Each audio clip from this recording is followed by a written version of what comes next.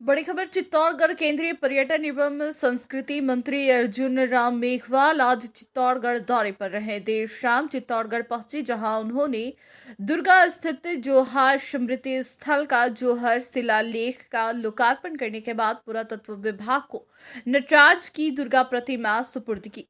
यह मूर्ति 1998 में चोरी होकर तस्करों के हाथों लंदन चली गई थी। मंत्री मेघवाल करीब 2 घंटे लेट पहुंचे।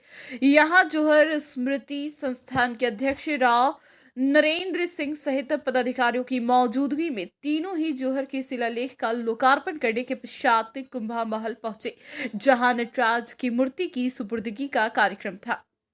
बाद में पत्रकार वार्ता के दौरान उन्होंने कहा कि देश की प्राचीन धरोहर जो तस्करों के जरिए बाहर चले गए थे, उन्हें लाना केंद्र सरकार की प्राथमिकताओं में है। आजादी के बाद से वर्ष 2013 तक केवल 13 मूर्तियां देश लाई जा सकी, जबकि मोदी सरकार के दौरान 229 मूर्तियां लाई जा चुकी है।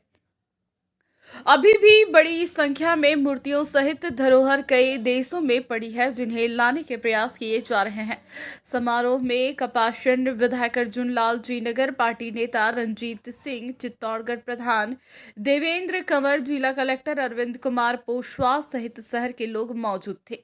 इससे पूर्व केंद्रीय मंत्री मेघवाल बेंगू तहसील के राजगढ़ तालाब में बेंगू बिचौलिया किसान आंदोलन के शहीद रूपाजी करपाजी के उत्सर्ग की शताब्दी की स्मृति में आयोजित स्वावलंबित जैविक व मोटा अनाज कृषि प्रोत्साहन विषयक कृषक संगोष्ठी में भाग लिया।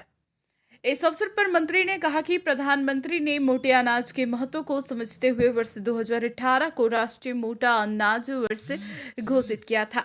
इसी प्रकार संयुक्त राष्ट्र संघ ने 2023 को अंतर्राष्ट्रीय मोटा अनाज वर्ष घोषित किया है।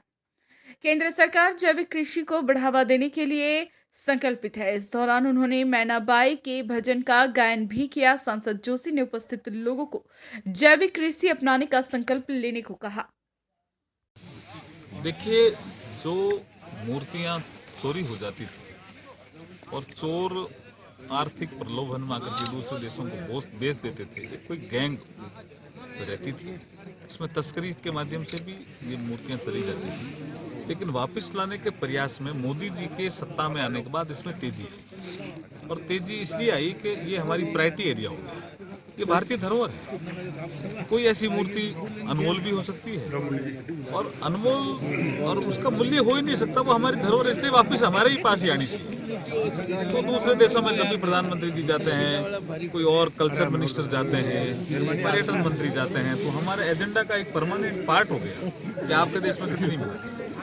तो हम लगातार इस मूर्तियों को ला रहे हैं, ला करके हमारे ये संग्रहालय में पहले रखते हैं, फिर भी हम मौका देते हैं। जैसे ये 2020 में खैर 2 साल कोविड गया, फिर भी मौका देते हैं कि किसी और राज्य की भी हो तो वो आकर के भी क्लेम कर सकता है, किसी और कंट्री की भी हो तो वो आकर के भी क्लेम कर सकता है। लेकिन जब राजस्थान ने क्लेम किया कि ये मूर्ति यहाँ से चोरी होकर गई थी, ये हमारी है, तो फिर हमने कहा चित्तौड़ जिले की है तो यहाँ हम भारत सरकार के पास ऐसे कोई आंकड़े हैं कि अभी हमारे देश से कितनी मूर्ति और चोरी हुई और कितने पाइपलाइन में प्रयास है लाने?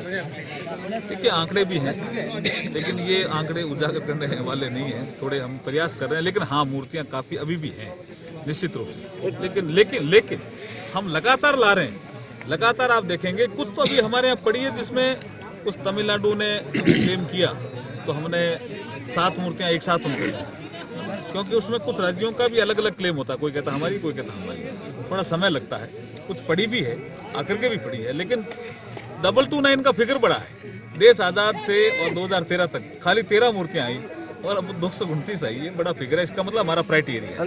जानना चाहेंगे, संस्कृति मंत्रालय की ओर से किस प्रकार के प्रोजेक्ट बन रहे हैं, जिस वजह से विकास कर रहे हैं, कोर्ट की बात कर रहे हैं, जबकि दूसरे विकास कर रहे हैं, सर्किट बन रहे हैं, उनको कैसे लेंगे? देखिए, संस्कृति मंत्रालय भारतीय संस्कृति को प्रमोट करने के लिए जो सांस्कृतिक धरोहर से संबंधित, आप देख ही रहे होंगे, उज्जैन का काम देखा होगा आपने, केदारनाथ जी का काम देखा होगा, काशी भव्य बनी देखा होगा, कई मंत्रालयों का सहयोग होता है, लेकिन संस्कृति मंत्रालय उसमें कोर होता है। जैसे मानगढ़ धाम, उसका हम प्रोजेक्ट बना रहे हैं, ऐसे दुर्गा, इसका चित्तौड़गढ़ दुर्गा भी बनाएंगे, और सभी मंत्रालयों को साथ लेकर के और आगे हम इसको प्रोजेक्ट को कैबिनेट में ले जाते हैं। बहुत बड़ी चर्चा है कि मानगढ़ धाम को अपन राष्ट्रीय स्मारक घोषित करने जा रहे हैं। मानगढ़ धाम पे बड़ा अच्छा प्रोजेक्ट बन रहा है और वाकई वो बड़ा अच्छा सेंटर बनेगा।